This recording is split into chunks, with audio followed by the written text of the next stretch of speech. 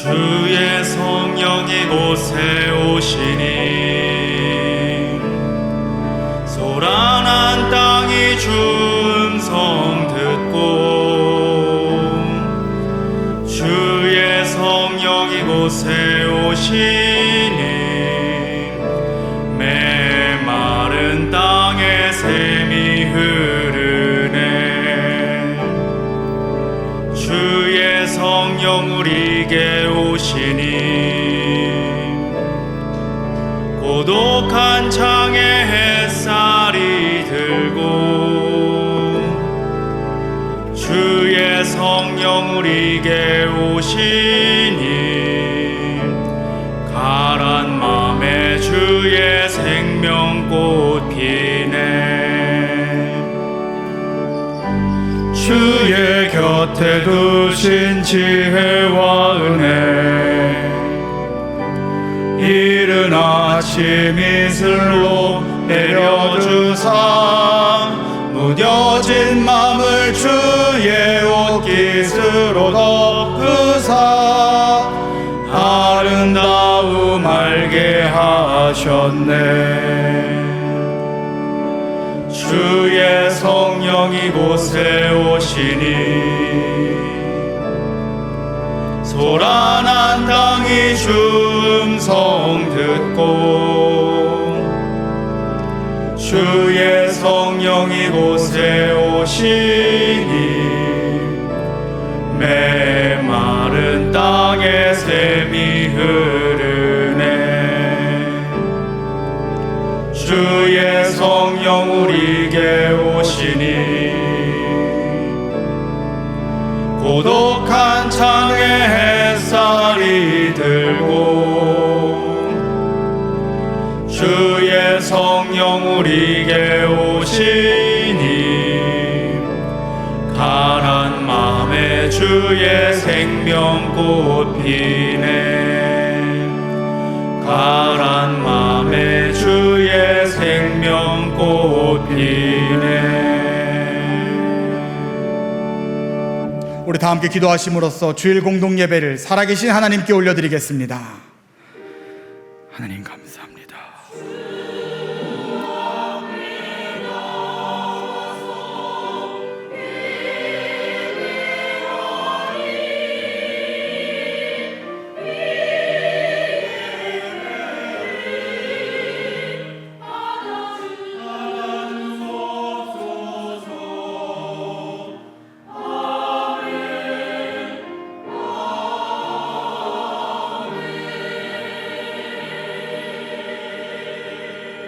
몸이 하나요 성령도 한 분이시니 이와 같이 너희가 부르심의 한 소망 안에서 부르심을 받았느니라. 하나님도 한 분이시니 곧 만유의 아버지시라. 만유 위에 계시고 만유를 통일하시고 만유 가운데 계시도다. 아멘. 다 함께 공동 고백 기도를 올려드립니다.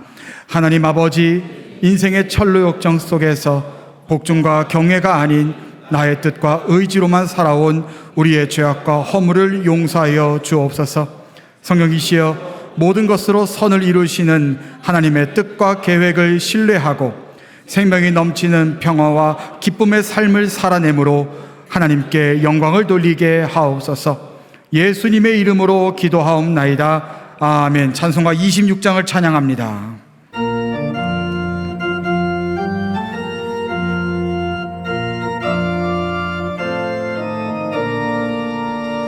구세주를 아는 이들 찬송하고 찬송하세. 마음과 뜻과 힘 다하여 경배드리세. 주를 알지 못한 이들 주가 친히 인도하사 그의 피로 구속하니 찬송 모르세. 약한 사람 도움받아 시험 중에 참게 되니 모든 죄를 이길 힘은 믿음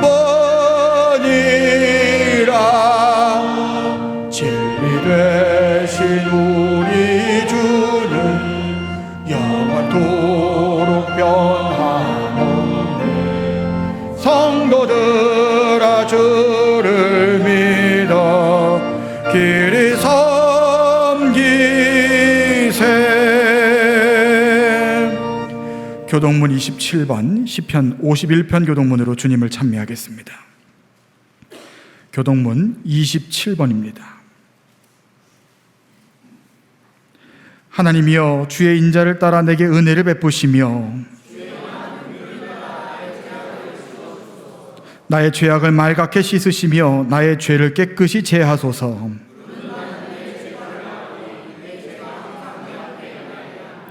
내가 주께만 범죄하여 주의 목전에 악을 행하사오니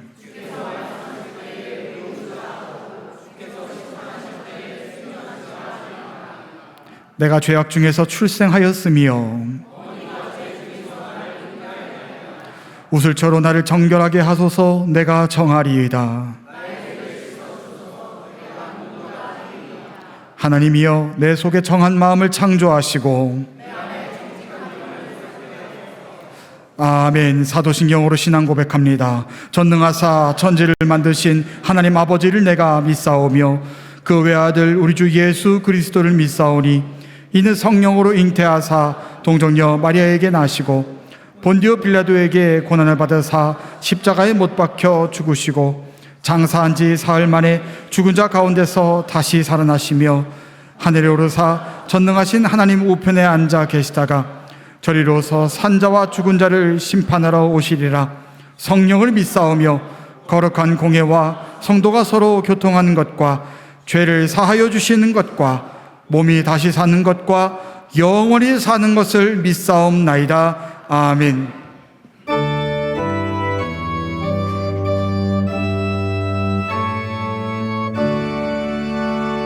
목소리 높여서 주 찬양하여라. 영광과 권세와 존귀와 위엄을 온누리 다스리시는 만왕의 왕께 돌려라. 아멘.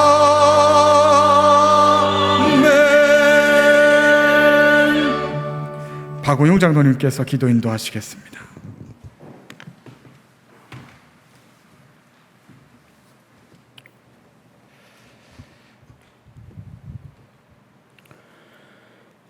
경배와 찬양을 받으시기에 합당하신 하나님 아버지, 저희들 주님의 사랑 안에 하나 되게 하여 주시고 거룩한 8월 첫째 주를 허락하사 주님 십자가 사랑을 힘입어 성령 강림 후 11번째 주일을 지키며 주님의 성소에 나와 영과 진리로 예배드리오니 하나님 우리의 예배와 찬양을 기쁘게 받아 주시옵소서. 하나님 한여름 뜨거운 열기와 무덤 위에 지쳐있는 저희들이지만 두 팔 벌려 안아주시는 주님의 숲과 같은 이 예배 자리에 나왔습니다. 한 주간도 하나님으로 인해 즐거워하기보다 우리를 유혹하는 세상 소리에 귀를 기울이고 살아왔음을 고백합니다. 이 시간 주의 날개 아래 품어주시고 주님의 보혈의 능력으로 우리의 모든 허물과 연약함을 덮어 주시옵소서. 이 나라 대한민국을 아버지 하나님 사랑하셔서 아버지 정치적 분열과 갈등의 화합의 길로 인도하여 주시고 남과 북이 하나 되어 복음으로 통일되는 날이 속히 오게 하여 주옵소서. 은혜가 많으신 하나님, 무더운 여름을 맞아서 담임 목사님과 모든 교육자님들을 강건하게 붙들어 주시옵소서. 이곳에 모인 많은 영혼들을 주님께서 진정 기뻐하시는 길로 잘 이끌어 나갈 수 있도록 영적인 리더십도 부어 주시옵소서. 사랑의 주님, 교회학교 여름 캠프를 통해 우리 다음 세대들이 주님의 더욱 깊이 알아가는 귀한 시간이 되게 하였음을 감사드립니다.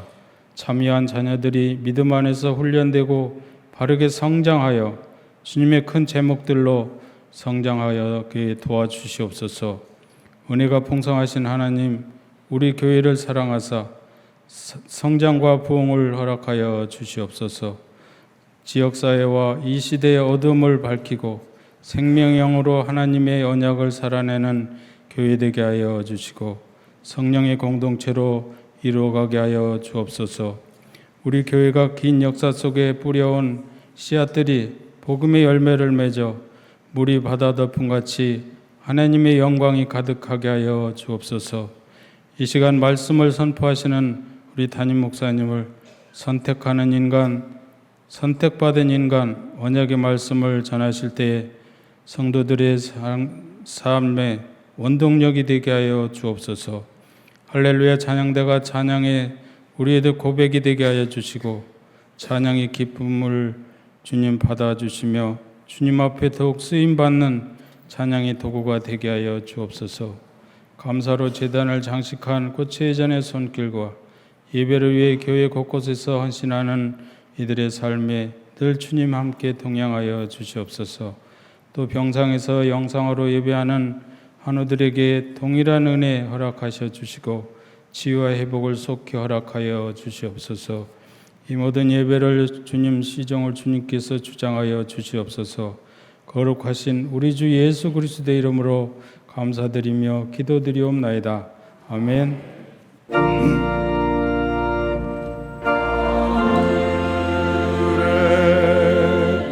계신 아버지 이름 거룩하사 주님 나라 임하시고 뜻이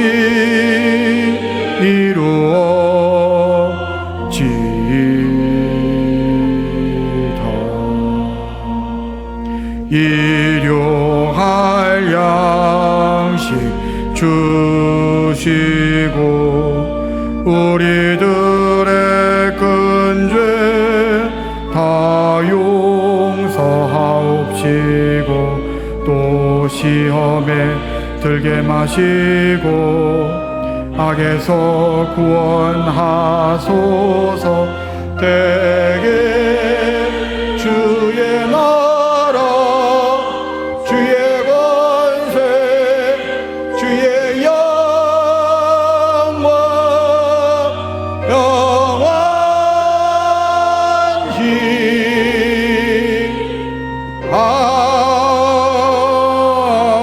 아멘.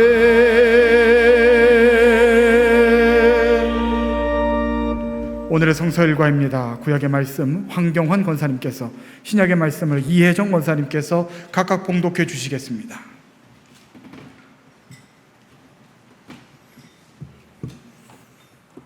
오늘의 구약의 말씀은 사무엘하 12장 1절로 7절 상반절까지의 말씀입니다. 여호와께서 나단을 다윗에게 보내시니 그가 다윗에게 가서 그에게 이르되 한 성읍에 두 사람이 있는데 한 사람은 부하고 한 사람은 가난하니 그 부한 사람은 양과 소가 심히 많으나 가난한 사람은 아무것도 없고 자기가 사서 기르는 작은 암양 새끼 한 마리뿐이라.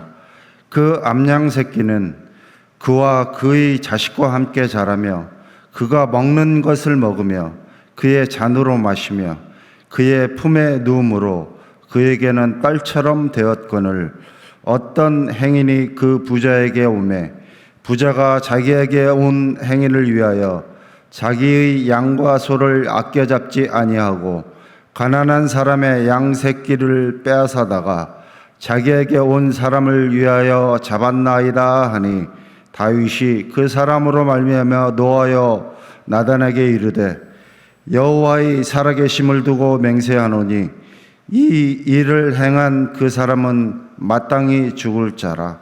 그가 불쌍히 여기지 아니하고 이런 일을 행하였으니 그 양새끼를 4배나 갚아주어야 하리라 한지라.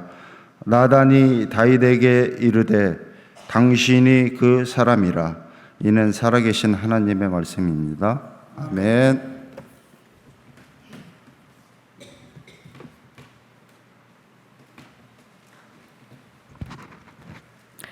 오늘의 신약 말씀은 예배소서 4장 1절부터 4절까지 말씀입니다.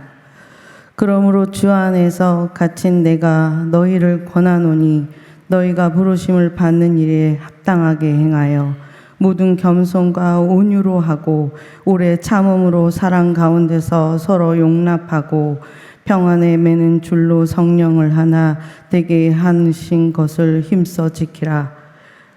몸이 하나요 성령도 한 분이시니 이와 같이 너희가 부르심이 한 소망 안에서 부르심을 받았느니라. 주도 한 분이시요 믿음도 하나요 세례도 하나요 하나님도 한 분이시니 곧 만유의 아버지시라. 만유 위에 계시고 만유를 통일하시고 만유 가운데 계시도다. 이는 살아계신 하나님의 말씀입니다. 아멘. 다 함께 자리에서 일어나셔서 하나님께 예물을 봉헌하겠습니다.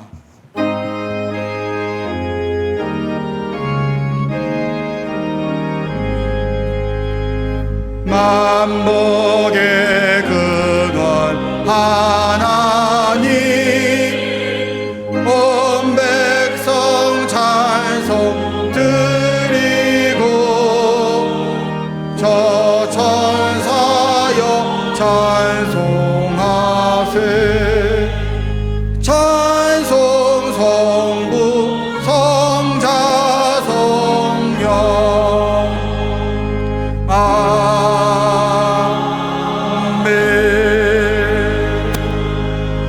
사랑의 주님, 2024년 성령 강림 모체 11번째 주를 맞아 주님이 택한 언약 백성들을 한자리에 불러 모아 주시니 감사합니다.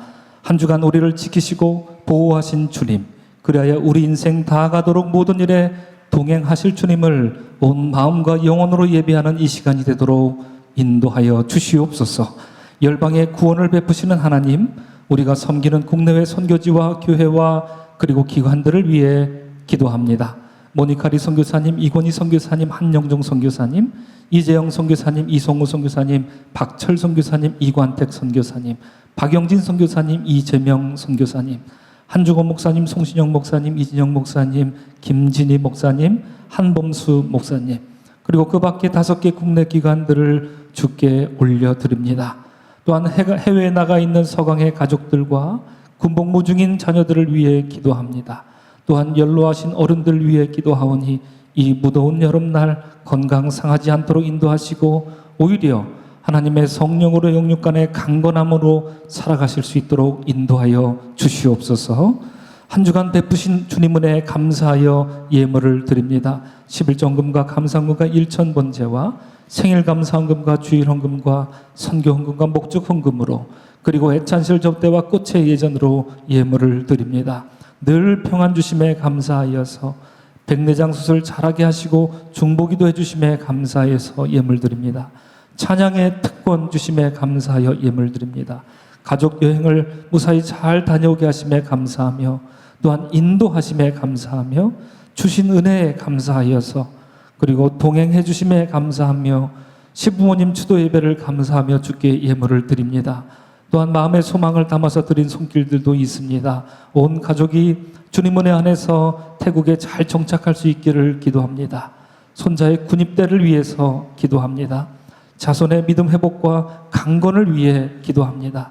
자녀들에게 정금 같은 믿음 주시길 기도합니다. 또한 태국 단기 선교와 애찬실 비품 후원으로 주님께 특별한 예물을 드립니다. 또한 잘 평안한 수면을 취할 수 있도록 인도해 주시길 바라는 마음으로 예물 드린 손길도 있습니다. 주께서 너희 보물이 있는 곳에 내 마음이 있다 말씀하신 것을 이 시간 우리가 기억하면서 이 예물만 아니라 우리의 몸과 마음도 주께 드립니다. 예물 드린 손길마다 주님의 복으로 채워주시고 예배를 위해 기쁨으로 헌신한 이들의 삶과 제사도 받아주시사 저들의 삶이 언제나 주의 복으로 가득 차게 인도하여 주시옵소서. 주님 주신 것을 내 것인 양 여기며 고집하는 우리가 되지 않기를 소망하며 오늘 드려진 예물로 말미암아 주님 나라를 위해 값지게 사용되고 그리하여 서강 공동체가 주님의 사명을 더욱더 잘 감당하도록 인도하여 주시옵소서. 우리 주 예수 그리스도의 이름 받들어 축복하며 기도합니다. 아멘.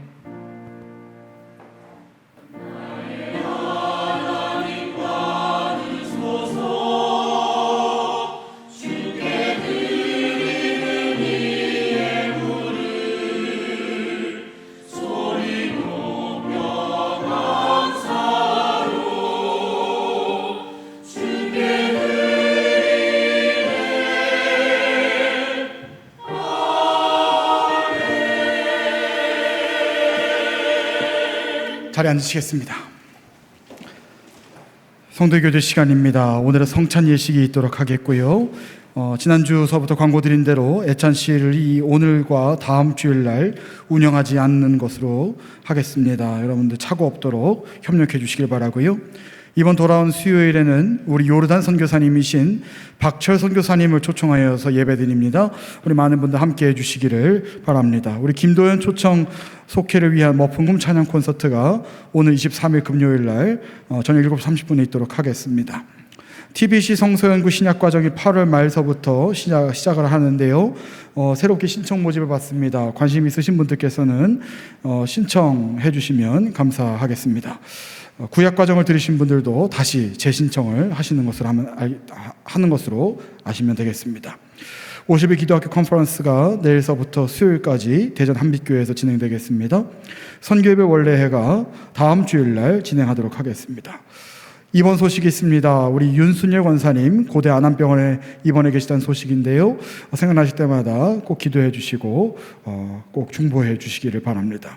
일시 귀국하신 소식이 있습니다. 우리 고경식 집사님 잠시 귀국하셨는데요. 우리 만날 때마다 축복해 주시길 바라고요.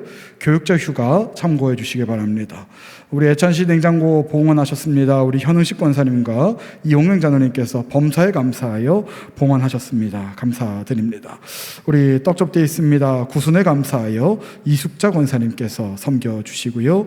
오늘의 꽃의 예전은 생일에 감사하여 황미영 권사님, 이명경 집사님, 또 어머니 추하는 마음을 담아 이용순 권사님 가정에서 생일에 감사하여 강옥자 권사님 가정에서 섬겨주셨습니다. 8월 목회 일정 참고해 주시고 은혜로운 예배를 위해서 휴대폰 진동 모드로 다시 한번 체크해 주시기 바랍니다. 다시 한번 지금 한번 점검을 해 주시기 바랍니다. 꼭 점검해 주셔서 예배 시간에 울리지 않도록 다시 한번 체크해 주시기를 바랍니다. 우리 앞뒤 잡은 손들과 함께 인사하시지요. 하나님은 당신을 사랑하십니다. 하나님 당신을 사랑하십니다. 찬송가 216장입니다.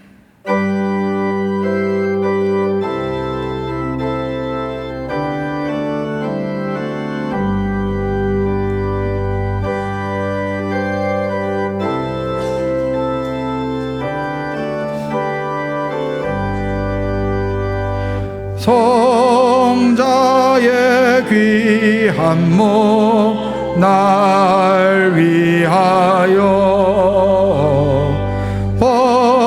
버리신 그 사랑 고마워라. 내 머리 숙여서 주님께 비는 말 나무 주님께 바치리까. 지금도 날 위해 간구하시 이 옅은 믿음이 없나니. 주님의 참사랑 고맙고 놀라워 찬송과 기도를 쉬지 않네. 주님의 십자가 나도 지고 신실한 믿음과 마음으로 형제의 사랑과 친절한 위로를 네게 나 베풀게 하옵소서. 만 가지 은혜를 받았으니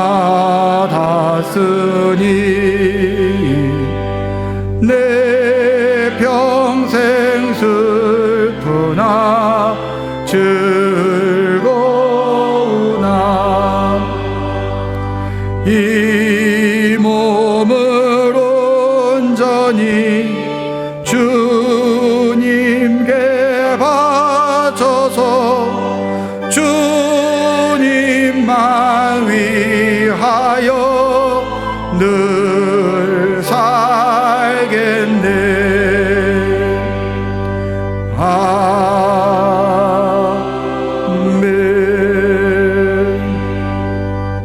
오늘 보실 하나님 말씀 구약성서 29장 9절서부터 30절까지 말씀입니다.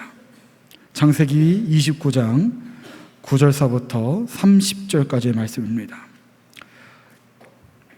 이 계시의 말씀을 봉독할 때 다 함께 살아계신 하나님의 음성을 들으실 수 있기를 바랍니다. 야곱이 그들과 말하는 동안에 라헬이 그의 아버지의 양과 함께 오니 그가 그의 양들을 치고 있었기 때문이더라. 야곱이 그의 외삼촌 라반의 딸 라헬과 그의 외삼촌의 양을 보고 나아가 우물 아귀에서 돌을 옮기고 외삼촌 라반의 양떼에게 물을 먹이고 그가 라헬에게 입맞추고 소리내어 울며 그에게 자기가 그의 아버지의 생질이요 리브가의 아들 됨을 말하였더니 라헬이 달려가서 그 아버지에게 알리매 라반이 그의 생질 야곱의 소식을 듣고 달려와서 그를 영접하여 안고 입맞추며 자기 집으로 인도하여 드리니 야곱이 자기의 모든 일을 라반에게 말하매 라반이 이르되 너는 참으로 내 혈육이로다 하였더라. 야곱이 한 달을 그와 함께 거주하더니 라반이 야곱에게 이르되 네가 비록 내 생질이나 어찌 그저 내 일을 하겠느냐. 내 품삯을 어떻게 할지 내게 말하라. 라반에게 두 딸이 있으니 언니의 이름은 레아요 아우의 이름은 라헬이라. 레아는 시력이 약하고 라헬은 곱고 아리따우니 야곱이 라헬을 더 사랑함으로 대답하되 내가 외삼촌의 작은 딸 라헬을 위하여 외삼촌에게 7년을 섬기리이다. 라반이 이르되 그를 내게 주는 것이 나 타인에게 주는 것보다 나으니 나와 함께 있으라.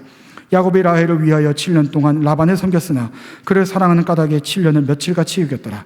야곱이 라반에게 이르되 내 기한이 찼으니 내 아내를 내게 주소서 내가 그에게 들어가겠나이다. 라반이 그곳 사람을 다 모아 잔치하고 저녁에 그의 딸 레아를 야곱에게로 데려가매 야곱이 그에게로 들어가니라. 라반이 또 그의 여종 실바를 그의 딸 레아에게 시녀로 주었더라. 야곱이 아침에 보니 레아라. 라반에게 이르되 외삼촌이 어찌하여 내게 이같이 행하셨나이까. 내가 라헬을 위하여 외삼촌을 섬기지 아니었나이까. 외삼촌이 나를 속이심은 어찌 됨이니까. 라반이 이르되 언니보다 아우를 먼저 주는 것은 우리 지방에서 하지 아니하는 바이라. 이를 위하여 7일을 채우라. 우리가 그도 내게 주리니 내가 또 나를 7년 동안 섬길지니라. 야곱이 그대로 하여 그 7일을 채우매 라반이 딸 라헬도 그에게 아내로 주고 라반이 또 그의 여종 비라를 그의 딸 라헬에게 주어 시녀가 되게 하매 야곱이 또한 라헬에게로 들어갔고 그가 레아보다 라헬을 더 사랑하여 다시 7년 동안 라반을 섬겼더라. 이는 살아계신 하나님의 말씀입니다. 아멘.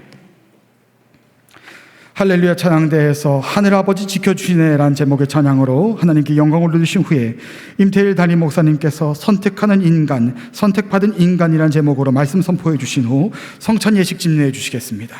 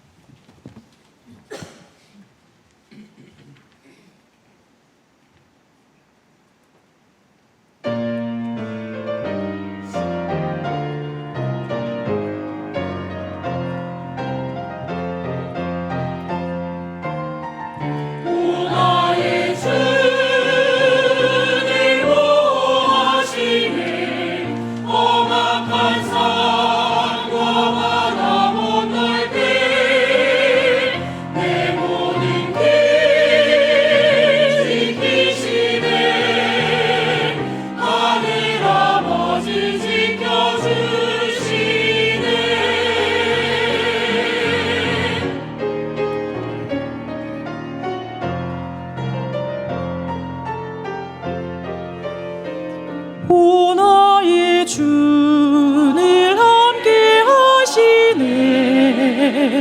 메마른 땅과 풍랑 가운데 그 어떤 것 위협해도 하늘 아버지 지켜주시네. 오 나의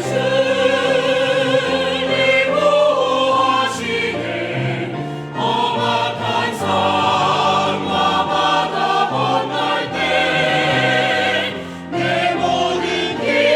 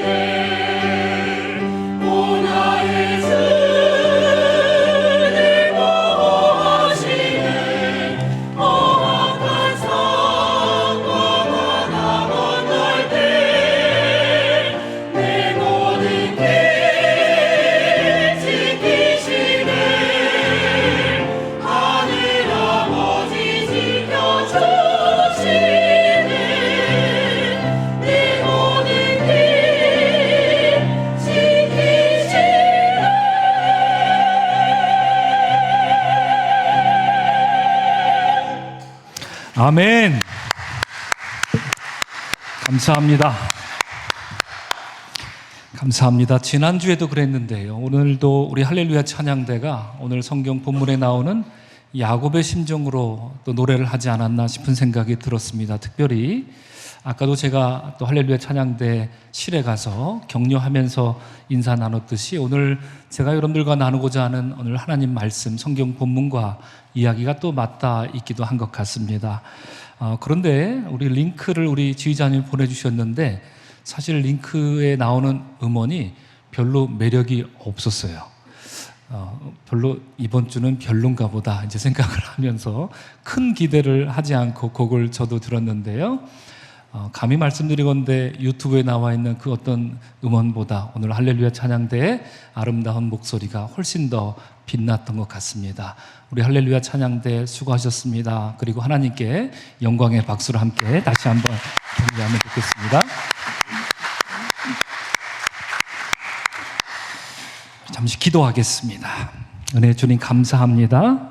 오 나의 주 우리를 늘 보호하십니다. 험한 산과 바다 건널 때마다 우리 아버지 하나님 우리와 함께 하시며 그 어떤 것이 우리를 위협해도 우리를 지켜주시는 하나님, 오늘 이 시간 할렐루야 찬양대의 입술로 우리가 함께 고백하였습니다.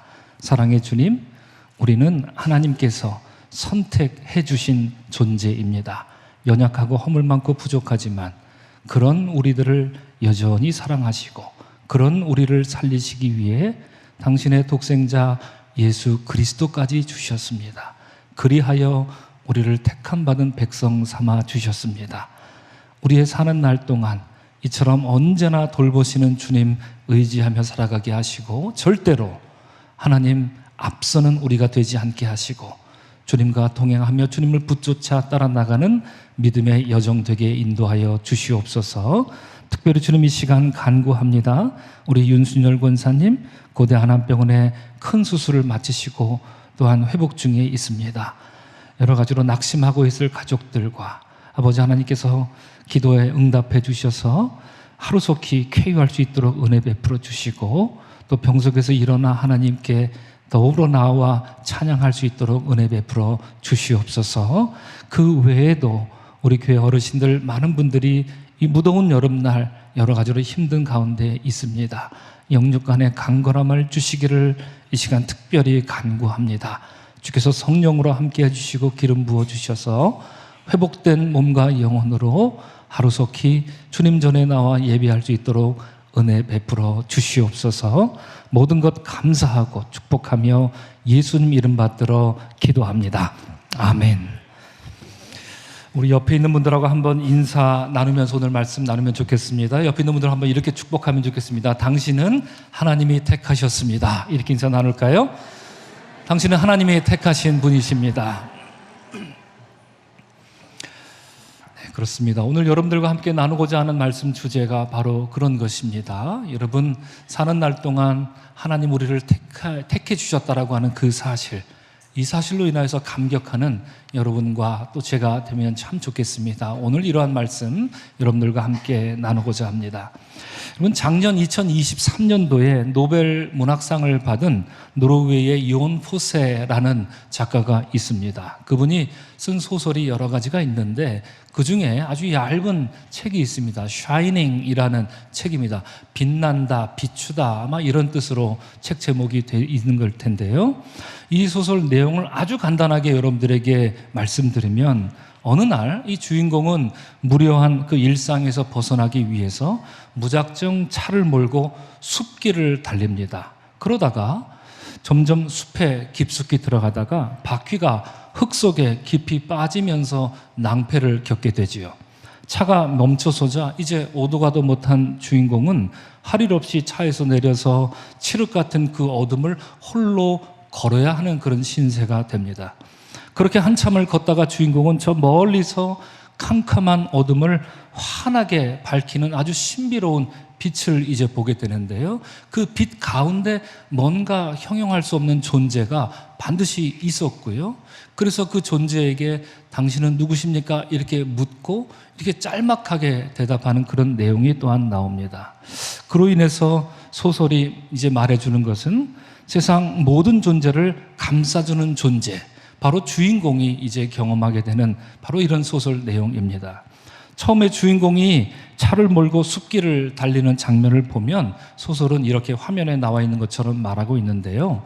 나는 차에 타 운전을 했고 오른쪽 길과 왼쪽 길을 선택할 수 있는 지점에서 우회전을 했고 다시 오른쪽과 왼쪽을 선택할 수 있는 다음 교차로에 이르렀을 때 좌회전을 했다. 뭐 그냥 평상시대로 운전하는 그런 이야기처럼 뭐 그냥 썼을 수도 있겠지만 저는 이 부분을 읽으면서 왠지 모르게 뭔가 작가가 우리에게 뭔가 말하려는 것처럼 그런 생각이 들었습니다.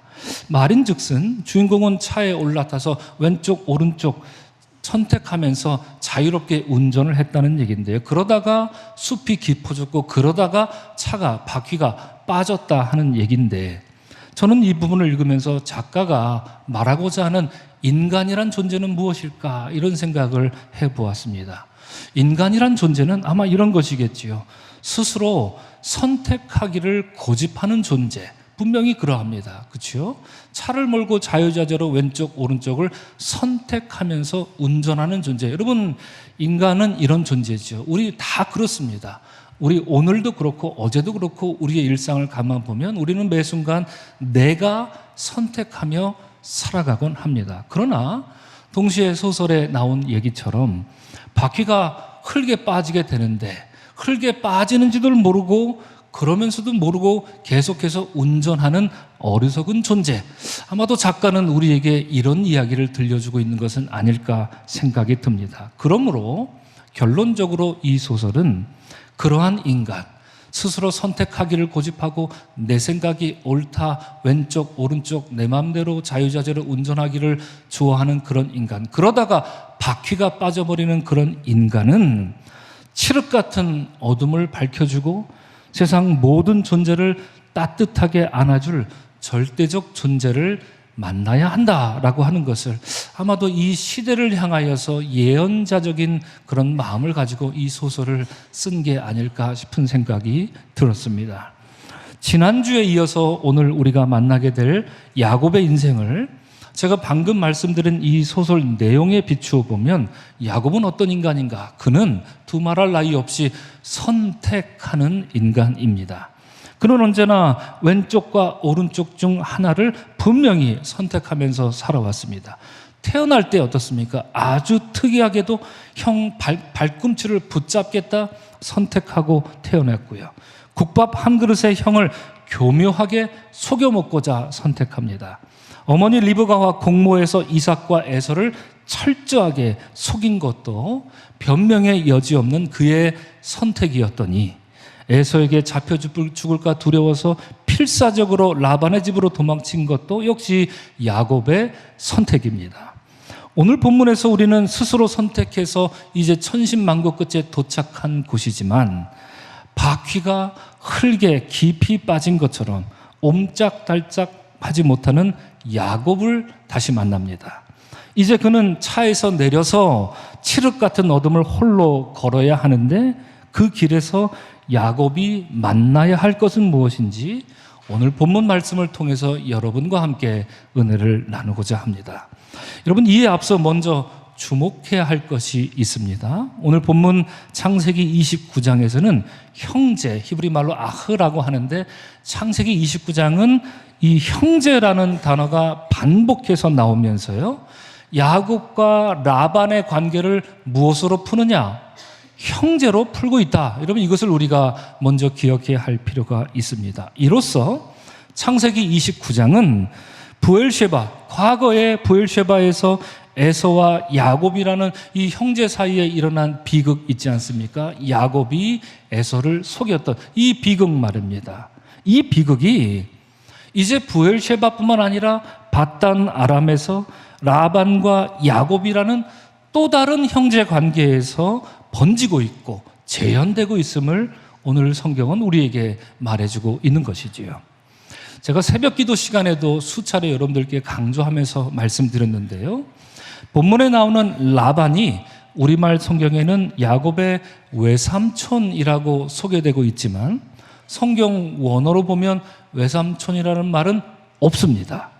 외삼촌이라고 우리말로 이렇게 번역한 것은 그냥 전 세계적으로 유일하게 우리 한국 사람들, 촌수 따지기 좋아하는 한국 사람들 이해하기 쉽도록 편의상 그렇게 번역했을 뿐이지, 원어를 보면 외삼촌이라는 말이 아니라 그저 어머니의 형제 이렇게 말하고 있습니다. 그리고 사실 족보가 다소 꼬여서 그렇지만 엄밀히 따져보면 여러분 라반은 야곱의 형제가 맞습니다. 제가 이를 위해서 잠깐 이 데라 그리고 야곱의 가계도를 잠깐 그려보는데 한번 보시기 바랍니다. 여러분 데라에게는 삼형제가 있었습니다. 누굽니까? 아브라함, 나홀, 하란입니다. 그렇죠?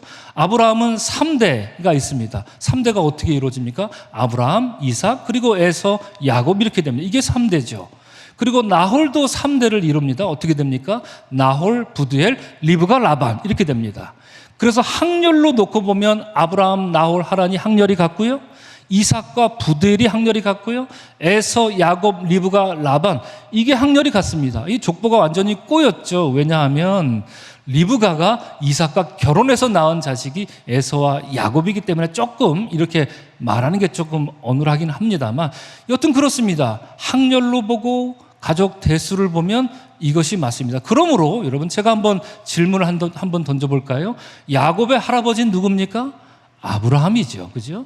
라반의 할아버지는 누굽니까? 나홀입니다. 자, 그러면 에서, 야곱, 에서와 야곱과 육촌지간에 있는 형제는 누가 있습니까? 여자 형제는 리브가가 있었고요. 그리고 남자 형제는 라반 이렇게 있습니다. 여러분 이 족보를 일단 머릿속에 그려 넣어야 오늘 본문 말씀 이해하는데 헷갈리지 않으리라 생각합니다. 자, 화면을 내리셔도 좋습니다. 지난주 창세기 28장에서 살펴본 것처럼 베델에서 야곱은 드디어 처음으로 하나님을 만납니다. 드라마틱하게 하나님을 만납니다. 그리고 이제 오늘 본문 창세기 29장에서 야곱은 목적지인 밧단 아람에 도착합니다. 오늘 읽지는 않았지만 오늘 본문 창세기 29장 전반부를 살펴보면 여러분 밧단 아람에 도착한 야곱은 우물가를 찾아가지요. 그리고 거기에 있는 목동들에게 뜬금없이 뭐라고 부릅니까? 내 형제요 이렇게 부릅니다. 형제라고 유독 이렇게 고집해서 부르죠. 그러더니 이것만으로도 굉장히 의미심장한 물음이었는데 이어서 야곱은 그들에게 너희가 나홀의 손자 라반을 아느냐 이렇게 또한 예사롭지 않은 물음을 던집니다. 자, 여러분 라반이 나홀의 손자면 야곱은 누구의 손자입니까? 아브라함의 손자죠. 그죠? 예, 그렇습니다. 아까 우리가 족보를 확인해 봤지 않습니까? 그러니까 라반과 야곱은 학렬이 같은 겁니다. 육촌지간으로 서로 형제, 오리지널리 그것이 맞습니다. 이처럼 의미심장한 물음을 뒤로하고 야곱은 우물가에서 라헬을 만나는데 우리 10절 말씀을 우리 다 같이 한번 읽겠습니다. 시작. 야곱이 그의 외삼촌 라반의 딸 라헬과 그의 외삼촌의 양을 보고 나아가 우물 아귀에서 돌을 옮기고 외삼촌 라반의 양떼에게 물을 먹이고 본문은 3번씩이나 어머니의 형제, 외삼촌이란 말은 없다고 제가 말씀드렸습니다. 어머니의 형제 라반을 강조하더니 야곱이 우물 입구를 막고 있던 돌을 굴려버렸다 이렇게 말합니다. 여러분 이것이 정말 범상치 않은 일입니다. 왜냐하면 이 돌은 우물을 막고 있는 이 돌은 혼자서 들 수 있는, 혼자서 굴릴 수 있는 돌이 아닙니다. 2-3 사람이 힘을 모아야 겨우 굴릴 수 있는 그런 육중한 돌이었는데 본문은 말합니다. 야곱 혼자서 굴렸다. 여러분 누구 보라고 이렇게 힘 자랑을 했을까요? 누굽니까? 빨리 말씀해 주십시오. 누굽니까? 라헬한테 잘 보이려고 지금 야곱이 그랬습니다. 여러분 어느 시인이 사랑에 대해서 이런 얘기를 한 적이 있습니다. 사랑한다는 것은 엄청나게 의리의리한 일이다. 여러분 동의하십니까? 네, 동의하시죠. 저는 동의합니다. 사랑한다는 건 엄청나게 의리한 일이라 시를 더 읽어보면 절벽인 줄 알면서도 사랑하면 그쪽으로 발걸음을 하나씩 더 옮긴다 이렇게 김승희 시인이 노래하고 있는데요. 베델에서 하나님을 만난 뒤에 갑자기 슈퍼맨이 된 건지는 모르겠지만 야곱은 라헬 앞에서 엄청나게 의리의리한 힘을 과시하고 의수대면서 그녀가 몰고 온 양들에게 물을 먹입니다. 그리고는 라헬에게 다짜고짜 붙들고 입을 맞추더니 소리내어 꺼이꺼이 울면서 호들갑을 떨고 있습니다. 이어지는 12절을 보면 야곱은 처음 만난 라헬에게 이제 자기를 본격적으로 소개합니다. 내가 누구냐? 굉장히 중요한 포인트죠. 뭐라고 얘기하고 있습니까? 우리 다 같이 한번 읽겠습니다. 시작. 그에게 자기가 그의 아버지의 생질이요 리브가의 아들됨을 말하였더라. 여러분, 괄호 열고 아버지의 생질이 뭐라고 써 있습니까? 아버지의 형제. 그렇습니다. 형제라고 말합니다. 지금 야곱이 말하는 건 다른 얘기가 아닙니다. 라헬, 나 있잖아. 당신 아버지와 내가 형제요. 지금 이 얘기하는 거예요. 그렇죠? 당신 아버지와 내가 형제입니다. 그리고 나는 당신 아버지의 오누이인 여동생인 리브가의 아들입니다. 이렇게 말하고 있습니다. 앞서 야곱은 이 밧단 아람에 도착하자마자 사람들에게 라반을 뭐라고 불렀지요? 나홀의 손자 이렇게 지칭하더니 이제는 라헬 앞에서 대놓고 당신 아버지는 나의 형제입니다. 무슨 노래 같습니다. 나는 너의 영원한 형제요. 뭐 이런 노래 같은데요. 야곱이 처음으로 그렇습니다. 처음으로 야곱이 라반을 형제라고 부르는 장면입니다. 우리가 기억할 필요가 있습니다. 자, 이 말을 들은 라헬은 서둘러 집으로 뛰어갑니다. 그리고 야곱이 자기에게 한 말을 고스란히 라반에게 전합니다. 그리고 그 소식을 들은 라반은 한 걸음에 달려 야곱에게로 오지요. 그 모습을 13절은 이렇게 말합니다. 우리 다 같이 읽겠습니다. 시작. 라반이 그의 생질 야곱의 소식을 듣고 달려와서 그를 영접하여 안고 입맞추며 자기 집으로 인도하여 드리니 야곱이 자기의 모든 일을 라반에게 말하며 모든 일을 말했다. 뭘 말했던 건가요? 사실은 형님, 제가 에서를 속였습니다. 요 일을 얘기했다는 얘기겠죠. 그렇죠? 자, 짧은 구절이지만 듣고 달리다, 영접하다, 앉다, 입맞추다, 집으로 인도하다. 여러분, 고대 사회에서 자기 집을 찾아온 사람을 환대하는 아주 지극히 모범적인 모습을 지금 라반이 보여주고 있는데요. 자, 그러면 라반은 왜 이처럼 야곱을 지극히 환대할까요? 야곱이 뭐라고 말입니다. 야곱이 뭐라고 이렇게 야곱을 지극히 환대하고 있습니까? 이유는 단 한 가지. 야곱이 자기 형제, 그렇습니다. 자기 형제 리브가의 아들이라는 이유 때문이지요.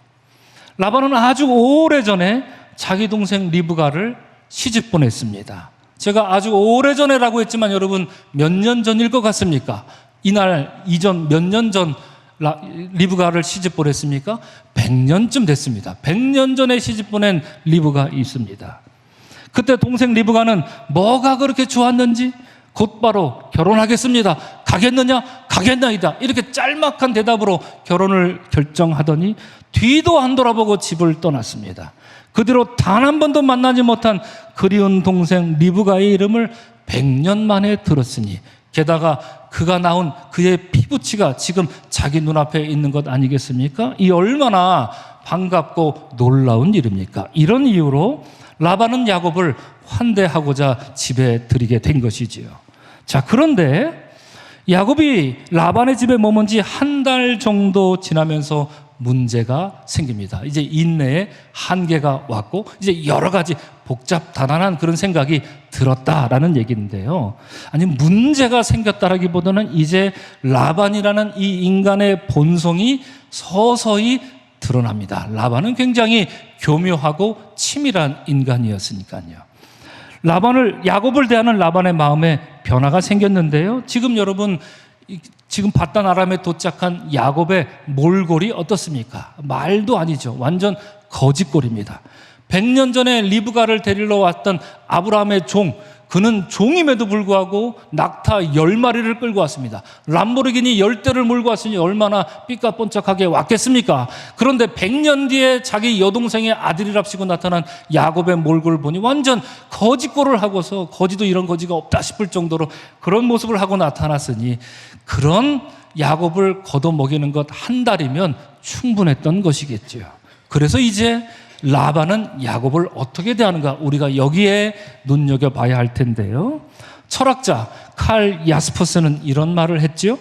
그가 어떤 인간인가 하는 것은 그가 사람을 만나는 방식에 드러난다 이렇게 말합니다. 어떤 사람의 성격과 인품이 어떤지를 알려면 그가 사람을 어떻게 대하는지 보라 이렇게 말하는 것이죠. 특별히 자기보다 약한 사람을 어떻게 대하는가, 그가 약한 사람을 어떻게 대하는지 그 방식을 보면 그가 어떤 인간인지 알 수 있다 이렇게 말했습니다. 오늘 본문에서 라반은 야곱이란 자기 여동생의 아들을 어떻게 대하고 있습니까? 본문은 이렇게 말합니다. 야곱이 한 달을 그와 함께 거주하더니 라반이 야곱에게 이르되 내가 비록 내 생질이나 어찌 그저 내 일을 하겠느냐, 내 품삯을 어떻게 할지 내게 말하라 이렇게 말합니다.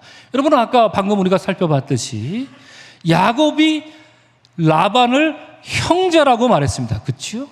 자, 그런데 지금 이 장면에서는 거꾸로 라반이 야곱을 형제라고 말합니다. 그렇죠? 내가 비록 내 형제지만 지금 이렇게 성경 언어를 보면 이렇게 말하고 있습니다. 자, 둘의 관계는 이렇게 최종적으로 정리가 됩니다. 라반과 야곱은 어떤 관계라고요? 형제지간이다. 우리가 이렇게 정리하면 좋을 것입니다. 이제 우리의 관전 포인트는 무엇이냐? 자, 그러면 이제 형 라반이 동생 야곱을 어떻게 대할 것인가? 이것에 주목하게 되는데요. 아마도 라반은 한 달 동안 자기 집에 야곱이 머무는 것을 보면서 최소한 두 가지를 눈여겨봤습니다. 첫째 뭘까요? 저놈 봐라 저놈 봐라, 내 딸 라헬한테 완전히 꽂혔네. 이렇게 내 딸 라헬과 완전히 사랑에 빠졌구나. 이거 여러분이 숨길래야 숨길 수 있겠습니까? 못 숨기죠. 드러납니다. 둘째 관련한 두 번째 특징은 뭡니까? 저놈 봐라, 그냥 볼 때는 나약해 빠졌는데 라헬 앞에서만 서면 저렇게 어마어마하게 의리의리한 힘을 막 쓰면서 라헬 보란 듯이 이렇게 일을 척척척척 잘해내네. 이것을 봤겠죠. 이것을 본 라반은 머리를 굴리면서 그래 잘됐다, 내가 이제 내 딸 라헬을 미끼로 내가 저놈을 앞으로 울고 먹어야 되겠다, 이렇게 작심을 했던 것일 것입니다. 다시 본문으로 돌아오면 이렇게 일 잘하는 야곱에게 라반은 어찌 그저 내 일을 하겠느냐, 내 품삯을 어떻게 할지 내게 말하라 이렇게 하면서 흥정을 겁니다. 지금까지 형제라는 단어에 대해서 제가 여러분들에게 강조하면서 주목해서 보십시오라고 말했다면 이제부터는 일하다라고 하는 말과 품삯이라는 말이 중요해집니다. 오늘 보면 창세기 29장뿐만 아니라 다음 주 30장, 그 다음 주 31장에서 문제가 되는 것은, 야곱과 라반 사이에 문제가 되는 것은 일과 품삯 때문이었습니다. 그렇다면 일과 품삯, 이 단어들과 관련해서 야곱과 라반의 관계에서 어떤 게 문제가 되겠습니까?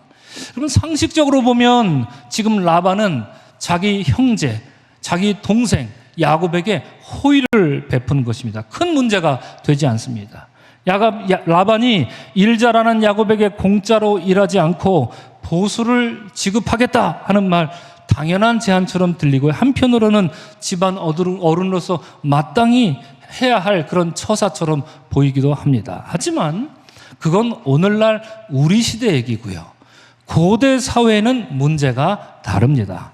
고대 사회에서는 가족 간에는 품삯을 지불하지 않습니다. 가족이란 존재는 함께 생존해야 하는 존재입니다. 생존하고 공존하는 존재이기 때문에 가족 구성원이 가족을 위해서 일하는 건 마땅한 일이지, 자기가 한 일로 인해서 품삯을 달라고 한다거나 가족 구성원 누가 일했다고 해서 그에게 품삯을 준다는 것은 무엇을 의미하느냐? 너는 이제 우리 가족이 아니다. 이것을 의미했던 것입니다. 그래서 주석가들은 오늘 본문에서 라반이 야곱에게 품삯을 주겠다 이렇게 제안한 것을 뭐라고 설명하냐면 조카 삼촌 관계가 아니라 이제 고용주 고용인의 관계로 만들려는 것이고 그 관계의 우위를 라반이 점하게 된다. 이렇게 여러 주석가들이 이런 얘기를 합니다. 그러니까 여러분, 이 제안이 성사되면 어떻게 되는 걸까요? 라반과 야곱 사이의 형제 관계는 깨집니다.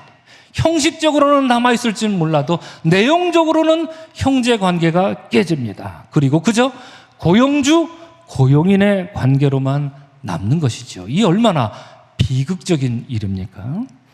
이런 라반의 제안으로 이야기는 이제 급물살을 타게 됩니다. 야곱은 라반의 제안대로 7년 동안 일할 테니 둘째 딸 라헬을 나에게 달라 이렇게 요구합니다. 그래서 당신이 원하는 대로 고용주, 고용인 관계로 내가 열심히 일할 테니까 그에 따른 정당한 대가를 나에게 지급하십시오. 이렇게 요청하죠. 그래서 다시 말씀드리면 여러분, 비록 겉으로는 아니겠지만, 그죠? 겉으로는 아니겠지만, 이제 내용적으로 보면 이제 형제고 뭐고 없고, 이제 야곱과 라반은 피차 이익을 주고받으면 되는 그런 존재, 그런 관계가 돼버리고 만 것이지요. 여러분, 이것은 여러분 창세기에 나타난 가장 안타까운 비극 중에 하나입니다. 지금까지 창세기에 온갖 비극적인 이야기들이 가득가득 끊이지 않고 있었습니다. 대표적으로 형제 가인과 아벨 사이에 일어난 비극, 여러분 꺼내기도 쉽지 않은 그런 얘기 아닙니까? 이 얼마나 비극적인 일입니까? 그러나 그것은 어찌됐든 형제 사이에 일어난 비극입니다. 마찬가지로 야곱과 에서 사이에 벌어진 일도 비극적인 일이지만 형제 사이에 일어난 속임수였습니다. 그러나 오늘 본문에서 가만히 보면 이제 형제 관계를 끊겠다라는 얘기입니다. 관계의 단절을 의미한다라는 것이지요. 여러분, 오늘날 우리가 사는 우리 시대도 마찬가지 아니겠습니까? 여러 가지 이유로 형제들 간에 다툴 수는 있습니다. 그래서 얼굴 안 보고 살 거야 이렇게 지내는 경우도 왕왕 점점 많아지는 것을 제 주변에도 이야기를 종종 듣게 되는데, 그렇다고 해서 형제 관계를 끊는다, 이거는 뭔가 전혀 차원이 다른 얘기인데, 오늘 본문에서 야곱과 라반 사이의 관계의 단절, 이것이 일어나고 있는 것이지요. 자, 이후로 야곱은 고된 노동으로 7년을 살았습니다. 하지만 성경은 말합니다. 그 야곱은 그 7년을 며칠같이 여겼더라. 라헬을 향한 이 야곱의 사랑이 그처럼 크고 그만큼 간절했었다라는 것을 이렇게 표현합니다. 이제 야곱은 형 라반, 아니 고용주 라반에게 대가를 지불할 것을 요청합니다. 그래서 21절에서 이렇게 말합니다. 내 기한이 찼으니 내 아내를 내게 주소서. 내가 그에게 들어가겠나이다. 이렇게 당당하게 말합니다. 그러나 라반은 어떻습니까? 라반은 처음부터 라헬을 줄 생각이 없었습니다. 내 아내를 주소서라는 야곱의 말에 라반은 무엇을 꾀하고 있습니까? 둘째 라헬이 아니라, 야곱이 원하는 둘째 라헬이 아니라 첫째 레아를 주려고 합니다. 여러분 가만히 생각해 보니 야곱이 브엘샤바에서 아버지 이삭에게 했던 일이 무엇입니까? 아버지 이삭에게 동생을 형이라고 속였던 건 아닙니까? 그래서 그 난리 법석을 떨었던 거 아닙니까? 엄마 리브가와 함께 부산스럽게 이것저것 가져다가 옷에 붙이고 흉내도 내고 막 이랬던 것 아닙니까? 동생을 형이라 속이기 위해서. 그런데 지금 바단 아람에서 라반에 의해서 어떤 일이 벌어지고 있습니까? 지금 벌어지고 있는 것은 거꾸로 언니를 동생이라 이렇게 속이는 일이 벌어지고 있는 것입니다. 다시 말씀드리면 이제 이 부산스러운 일, 브엘셰바에서 일어났던 일이 이제 다시 바단 아람에서도 일어나는데, 이를 위해서 라반은 그 동네 사람들을 다 모았다, 성경이 이렇게 말하고요. 그래서 라반은 최대한 사람들을 많이 모아서 잔치를 열고 흥을 돋웁니다. 그래서 사람들은 야곱을 집중적으로 공략하면서 야곱에게 포도주를 따라주면서 주거니 받거니 하면서 그를 고주망태로 만들어버립니다. 제대로 앞을 볼 수가 없게 돼버리지요. 그리고 시간은 늦었습니다. 밤이 깊어갑니다. 호롱불도 꺼진 이 칠흑 같은 밤에 라반은 둘째 라헬이 아니라 은밀하게 레아를, 그것도 얼굴에 베일을 씌워서 신방에 들여보냈고, 곤드레 만드레 취해 앞을 제대로 가눌 수 없는 야곱은 눈이 어두워서 라헬을 알아보지 못합니다. 야곱이 눈이 어두웠던 아버지 이삭을 속인 것과 아주 흡사한 방식으로 이제는 야곱이 라반에게 철저히 고스란히 당하고 있는 것이지요. 자, 이러한 라반의 기만적 행위에 속은 야곱은 25절에서 이렇게 억울한 듯이 말합니다. 우리 다 같이 한번 읽겠습니다. 시작. 어찌하여 내게 이같이 행하셨나이까? 내가 라헬을 위하여 외삼촌을 섬기지 아니하였나이까? 외삼촌이 나를 속이심은 어찌 됨이니까? 이렇게 말했습니다. 여러분, 우리말에는 외삼촌, 외삼촌, 외삼촌 세 번씩이나 또박또박 외삼촌이라 적혀 있지만 원어에 보면 외삼촌이라는 말 자체가 없습니다. 그러니까 라반을 이제는 외삼촌, 무슨 형제 이렇게 부르지도 않는 겁니다. 이것이 무엇을 의미할까요? 야곱이 지금 몹시나 화가 나 있다는 것을 뜻하는 것이지요. 그래야 야곱은 나를 속이시면 어찌 됨입니까? 이렇게 말하면서 라반이 자기에게 행한 그 비열한 행위를 규정하며 말하기를 속임수 이렇게 말하고 있는 것이죠. 자, 그런데 야곱이 한 이 말을 가만히 생각해 보니 이 말이 왠지 낯설지가 않습니다. 창세기 27장을 보면 아버지가 동생에게 장자권 축복을 준 것을 형 에서가 뒤늦게 알게 되지요. 그래서 에서는 소리를 지르고 슬피 울면서 아버지에게 아버지, 내게도 장자권 축복을 다시 한번 주시옵소서 이렇게 떼를 쓰면서 말한 적이 있습니다. 그때 이삭이 에서에게 뭐라고 말합니까? 내 아우가 와서 속여 내 복을 빼앗았도다 이렇게 말했습니다. 야곱이 에서에게 한 행위를 그 아버지 이삭은 무엇으로 규정합니까? 속임수라 규정했던 것처럼 이제 야곱은 라반이 자기에게 행한 일을 똑같은 말, 속임수라는 말로 규정하고 있는 것이지요. 형제를 속였던 야곱이 오늘 본문에서 형제 라반에게 아주 똑같은 방법으로 당하고 있는 모습입니다. 자, 그런데 이처럼 억울함을 토로하는 야곱을 향해서 라반은 26절에서 쐐기를 박습니다. 우리 이 말씀을 우리 다 같이 한 목소리로 읽도록 하겠습니다. 시작. 언니보다 아우를 먼저 주는 것은 우리 지방에서 하지 아니하는 바이라 이렇게 말합니다. 그럼 무슨 뜻입니까? 동생이 형을 앞설 수 없다 이겁니다. 그렇죠? 동생이 형을 앞서서는 안 된다. 이건 있을 수 없는 일이다. 지금 라반이 야곱에게 이것을 이유로 말하고 있는 것입니다. 그런데 이것은 단순한 야곱을 향한 대답이 아닙니다. 이것은 라반이 지금 누군가의 행위를 비틀고 꼬집는 말인데 지금 누구를 겨냥해서 이 말을 하고 있는 걸까요? 누구를 향한 말입니까? 야곱을 향한 말이죠. 그렇습니다. 형 에서를 교묘하게 속였던 동생 야곱을 향해 라반이 지금 돌직구를 던지고 있는 모습입니다. 야곱아, 내가 살던 부엘셰바 거기서는 형을 적당히 속이고 그렇게 속이면 동생이 형 노릇하고 그러나? 부엘셰바에서는 그럴지 몰라도 여기 내가 사는 내가 터줏대감으로 자라고 있는 이것 바단 아람에서는 그런 일은 어림없는 일이다. 이렇게 경고하면서 야곱을 주눅들듯이 이렇게 억제며 말하고 있었던 것이죠. 야곱은 다시 말씀드리면 자기가 부엘셰바에서 했던 그 행위에 대한 대가를 이제 천신만고 끝에 도착한 바단 아람에서 톡톡히 치르고 있는 것입니다. 사랑하는 성도 여러분, 오늘 우리가 만난 이 야곱이란 인물은 끝없이 선택하는 인물이었습니다.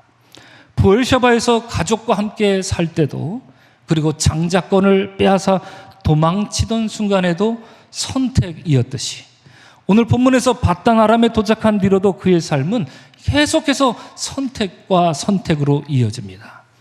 하지만 그의 선택을 곰곰이 생각해 보면 둘 다 바람직해 보이지는 않습니다. 왜 그렇습니까? 부엘셰바에서의 삶이 속이기 위한 교활한 선택이었었다라고 한다면 오늘 본문에서 우리가 만난 이 바단 아람에서의 야곱의 삶은 속는 줄도 모르고 속는 어리석은 선택만 연거푸 하고 있는 야곱의 모습을 보게 되기 때문입니다. 부엘셰바에서의 이 교활한 선택이 바단 아람에서의 어리석은 선택으로 부메랑이 돼서 그에게 돌아가고 있으니 말입니다.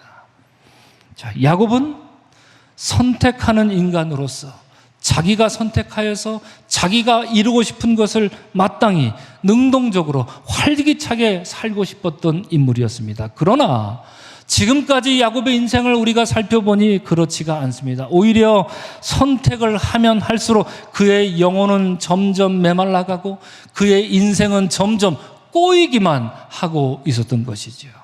여러분 어떻습니까? 정도 차이는 있겠습니다만 삶을 돌이켜보면 우리도 이러한 야곱의 모습과 많이 닮아있지는 않습니까? 우리가 누구를 교활하게 속여서 무슨 대단한 이익을 취하라는 것은 그런 삶은 아니라 할지라도 우리가 사는 세상은 야곱이 품었던 그 욕망을 부추기면서 거기에 걸맞는 선택을 하라, 이것을 우리에게 강요하고 있으니 말입니다. 하지만 속이고 또 속고 다시 속고 다시 속이는 세상에서 우리는 많은 경우 누구를 교묘하게 속이기는커녕 허망하게 속곤 합니다. 그것이 우리의 인생에서 버젓이 일어나곤 합니다. 우리는 선택하는 인간으로서 당당하게 살고자 하면서도 사실 우리의 삶을 돌이켜보면 우리는 무엇이 바른 선택인지조차 헷갈리는 그런 세상을 지금 살아가고 있기 때문입니다. 오늘 이 예배에 나오신 사랑하는 성도 여러분, 그렇다면 오늘 본문에 선택하는 인간으로 살고자 했던 야곱, 그러나 매번 실패하기만 하는 이 야곱에게, 그리고 오늘 이 시대를 살아가는 우리에게 필요한 것은 무엇입니까? 저는 이렇게 믿습니다. 그것은 우리가 하나님으로부터 선택받은 인간인 것을 기억하는 일, 이것이 야곱에게 필요한 일이며 우리에게 필요한 일인 줄로 믿습니다. 여러분, 여기서 말하는 선택받은 인간이란 여러분 이스라엘 사람들이 주장하는 것처럼 무슨 선민사상 따위를 의미하는 것이 아닙니다. 오히려 내가 선택받았다라고 고백하는 것은 고린도전서가 말하는 것처럼 미련하고 연약하고 뻗세고 아둔하고 사악한 우리를 다 아시면서도 우리를 선택하신 그 하나님의 선택을 찬미하는 일, 바로 그것이 우리가 선택받은 인간이라 하는 믿음을 갖는 것이지요. 어느 신학자는 신앙에 대해서 이렇게 정의한 바 있습니다. 신앙이란 하나님의 부력을 신뢰하는 일이다, 이렇게 말한 적이 있습니다. 이게 무슨 뜻일까요? 여러분, 신앙은 우리가 자칫 착각하기 쉽지만 신앙은 나의 선택을 신뢰하는 것이 아닙니다. 여러분, 엄밀히 말하면 이렇게도 말할 수 있을 것입니다. 신앙이란 내가 선택한 하나님을 신뢰하고 믿는 게 아니란 얘기입니다. 신앙은 나를 선택해 주신 하나님을 신뢰하고 믿는 것입니다. 그것이 하나님 보시기에 합당한 신앙이다라고 하는 것이죠. 그리하여 하나님의 부력을 우리가 노아의 방주처럼 저절로 둥둥 뜰 수 있는 것, 그것이 신앙이라고 하는 것이지요. 사랑하는 성도 여러분, 베드로 후서는 우리에게 이렇게 권면합니다. 그러므로 형제들아, 더욱 힘써 너희의 부르심과 택하심을 굳게 하라. 너희가 이것을 행한즉 언제든지 실족하지 아니하리라. 여러분, 이 말씀이 오늘 본문 창세기 29장을 통하여서 여러분과 저에게 주는 하나님의 말씀으로 받고 응답하는 여러분들이 되시기를 주의 이름으로 간절히 축원합니다. 비록 우리의 삶이 실패와 그리고 실수의 선택으로 점철된 그런 얼룩이 묻어있는 삶이라 하더라도 연약한 우리를 끝내 부르시고 끝끝내 우리를 포기하지 않으시며 택해 주신 그 하나님의 자비와 사랑으로 인해 새로운 용기를 안고 일어서는 여러분이 되시기를 주님의 이름으로 간절히 축원합니다. 아멘. 이제 성만찬을 나누도록 하겠습니다.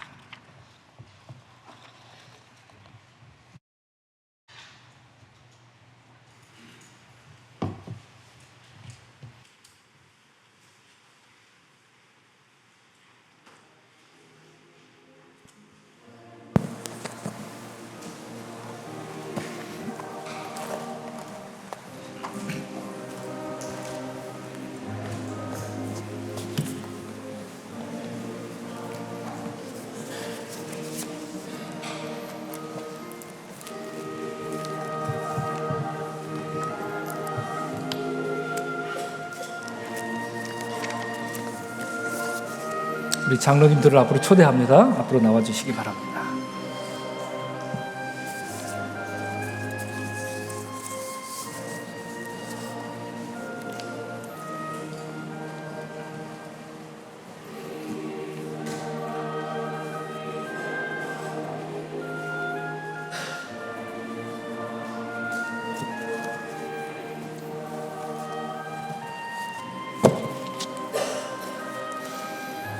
초청의 말씀입니다. 거룩한 섭리 안에서 모든 것을 손으로 이끄시는 주님이 여러분 모두를 이 거룩한 식탁에 초대합니다. 택하심을 입은 자로서 겸손한 마음으로 이 예식에 참여하시기를 바랍니다. 이 예식을 위해 우리에게 주시는 주님의 말씀을 들으십시오. 나는 하늘에서 내려온 살아있는 떡이니 사람이 이 떡을 먹으면 영생하리라. 누구든지 목마르거든 내게로 와서 마시라. 나를 믿는 자는 그 배에서 생수의 강이 흘러나오리라. 아멘. 함께 교독합니다. 주님께서 여러분과 함께 또한 목사님과도 함께 하시기를 빕니다. 우리의 마음을 드높여 하나님께 올립니다. 하나님의 구원 역사에 감사를 드립시다. 진실로 바르고 마땅한 일입니다. 다 같이 기도하겠습니다. 우리 만물을, 우주 만물을 주관하시는 창조주 하나님, 우리 삶의 고난이 닥칠 때마다 성실하심과 인자하심으로 우리를 돌보시는 주님을 찬양합니다. 이 시간 거룩한 식탁에 참여하기 위해 나온 주의 백성들에게 다시금 은혜를 베푸사 택하신 백성을 일으켜 세우시는 십자가의 능력을 덧입게 하옵소서. 주께서 친히 배설하신 이 거룩한 성찬을 먹고 마실 때 주님의 임재와 하늘나라의 신비를 맛보게 하옵소서. 우리 주 예수 그리스도의 이름으로 기도하옵나이다. 아멘. 우리 다 같이 2000년 예수님의 식탁으로 함께 돌아가겠습니다. 주께서 잡히시던 날 밤에 떡을 손에 드시고 감사 기도를 드리셨습니다. 떼어서 제자들에게 주시며 말씀하셨습니다. 받아 먹어라. 이는 너희를 위해 내어주는 내 몸이니 이를 먹을 때마다 나를 기억하여라. 식후에 주님께서는 잔을 드셨습니다.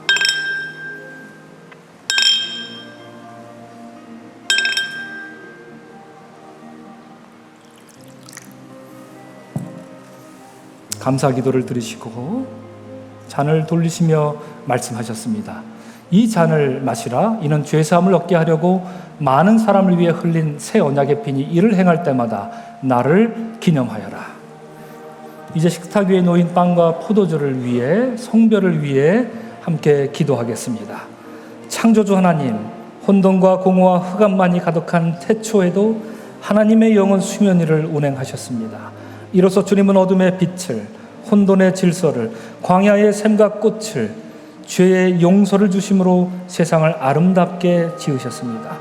위로부터 불같이 내려오시고 아래로부터 샘으로 솟으신 성령께서 이 식탁 위에 놓인 빵과 포도주 위에 다시금 임재하시어 성별하여 주옵소서. 이로써 주의 살과 피를 먹고 마시는 우리가 주님의 영을 담게 하옵소서. 성찬의 주인이신 예수 그리스도의 이름으로 기도합니다. 아멘.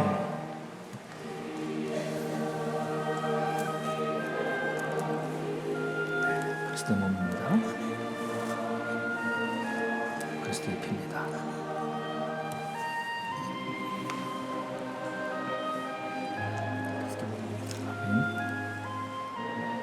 그리스도의 피입니다.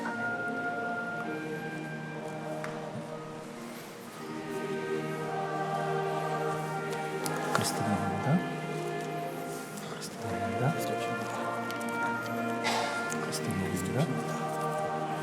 그리스도 몸입니다. 그리스도 몸입니다. 그리스도 몸입니다. 그리스도 몸입니다.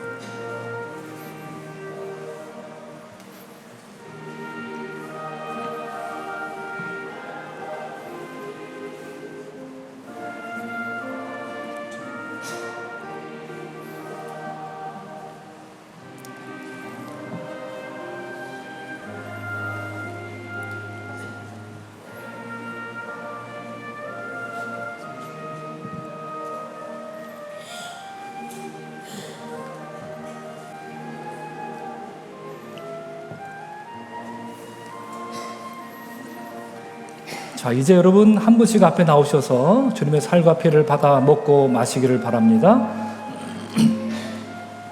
2층도 우리 장로님들께서 이제 올라가십니다. 함께 주님의 식탁에 나와 동참하시기를 바라고, 주님의 살과 피를 먹고 마심으로 이제 우리가 그리스도 안에서 택함 받은 거룩한 백성이 됨을 확인하는 이 시간이 되기를 바랍니다. 그리스도의 살과 피를 먹고 마신다는 것은 우린 모두가 그리스도 안에서 한 피바다 한 몸 이룬 형제요 자매가 됨을 뜻합니다.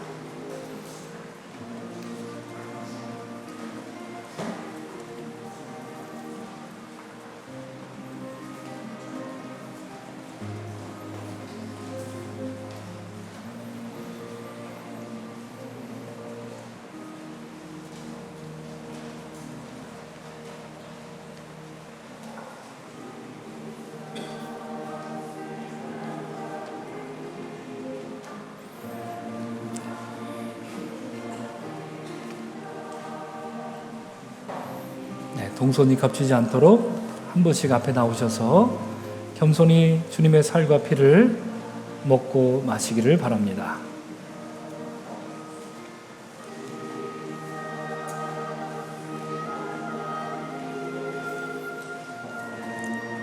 혹시 몸이 불편하셔서 앞으로 나오시기 어려우신 분은 이제 나중에 꼭 알려주시기 바랍니다.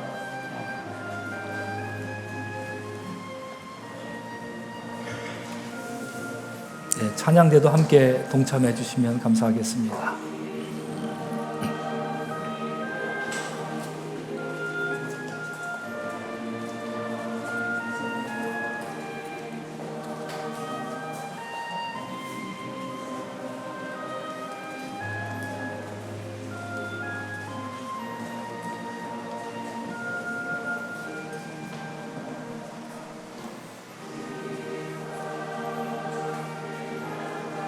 다시 한번 여러분, 그리스도의 살과 피를 받아 먹고 마시는 우리는 하나님의 선택받은 백성이 됨을 확인하는 시간이기도 합니다. 이쪽으로도 오시고.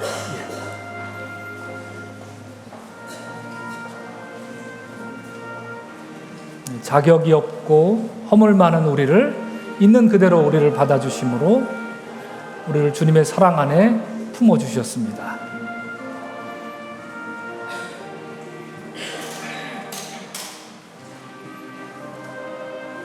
네, 혹시 몸이 불편하셔서 나오지 못하신 분 계시면 손을 들어주시면.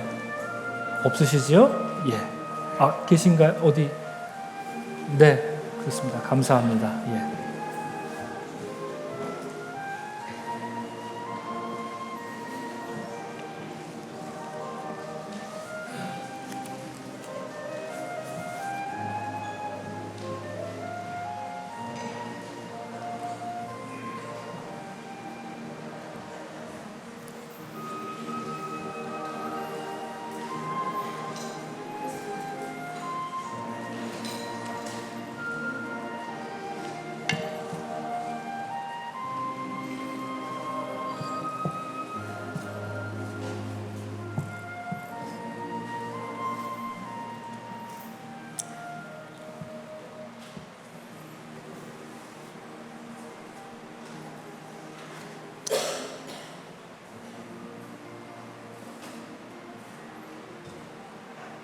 소유배실 가셨나요? 잠오실래요? 잠시만 우리 다 같이 식탁을 마칠 때까지 좀 기다려 주시길 바랍니다.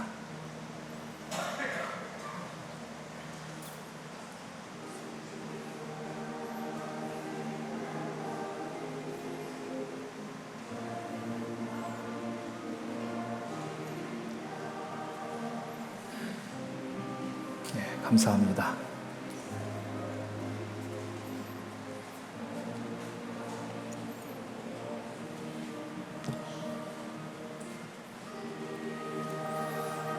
우리 장로님들 인사 나누겠습니다. 감사합니다. 좋습니다. 우리 다 같이 자리에 일어나서 감사의 기도를 하나님께 드리도록 하겠습니다. 다 같이 기도합니다. 사랑의 하나님, 시들어가는 우리 영혼에 당신의 살과 피를 먹여주시니 감사합니다. 주께서 베푸신 양식을 먹고 마심으로 구원의 신비를 맛본 것처럼 이제 우리도 주의 나라를 위해 헌신하기를 다짐합니다. 주님이 보여주신 큰 사랑으로 인하여 두려움과 주저함 없이 택하심을 입은 백성의 위엄으로 성령의 인도하심을 따라 사는 우리가 되게 하여 주옵소서. 그리하여 주님 오시는 날 하나님 나라의 유업을 누리게 하옵소서. 우리 주 예수 그리스도의 이름으로 기도합니다. 아멘. 우리 다 같이 찬송가 300장으로 찬양합니다.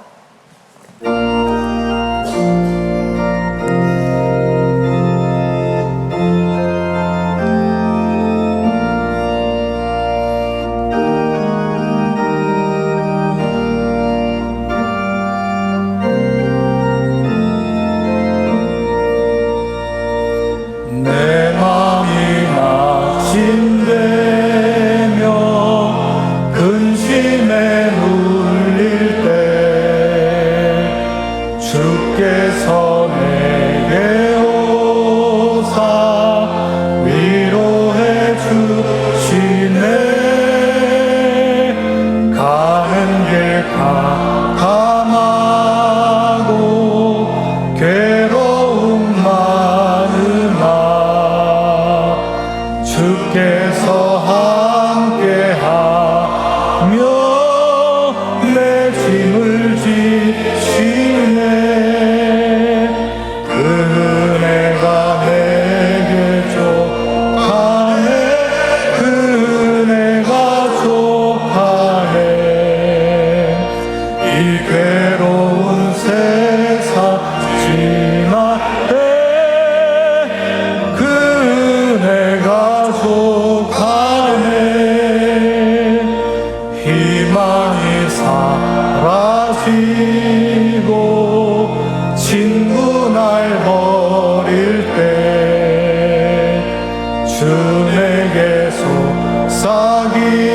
속삭이며 새 희망 주시네. 싸움이 맹렬하여 두려워 떨 때에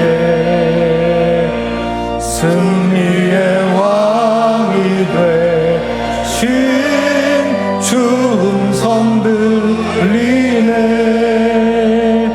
그 은혜가 내게 족하네. 그 은혜가 족하네. 이 괴로운 세상 지날 때 그 은혜가 족하네. 번민이 가득 차고 눈물이 흐를 때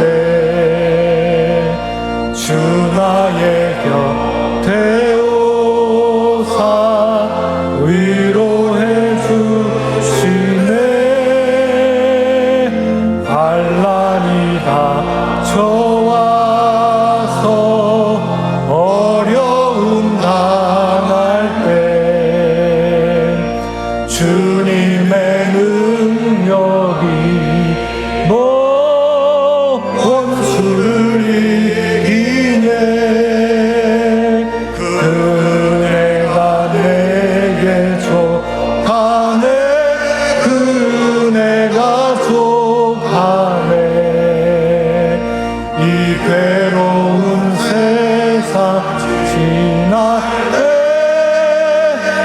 그네가 좋다네. 파송의 말씀입니다.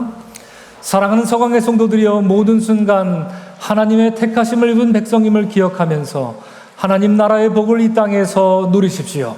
아멘. 주여 그렇게 하겠나이다. 그리스도의 일꾼들이여, 성령님과 함께 선교와 봉사를 위해 세상을 향하여 나아가십시오. 아멘. 주여 우리와 동행하여 주옵소서. 볼지어다 내가 세상 끝날까지 너희와 항상 함께 있으리라. 아멘. 주여 우리와 함께해 주옵소서. 이제는 우리를 구원하신 예수 그리스도의 은혜와 하늘 아버지의 무한하신 사랑과 성령님의 인도하심이 오늘 말씀에 힘입어 비록 우리의 삶의 선택이 매 순간 실패와 번민으로 가득 찰지라도 끝끝내 우리를 택하시며 변치 않는 사랑과 자비를 베푸시는 하나님 한 분 붙들고 살기를 소망하는 사랑하는 모든 서강의 성도들과 믿음의 권속들 머리머리 위에 이제로부터 영원토록 함께 하시기를 간절히 축원하옵나이다. 아멘.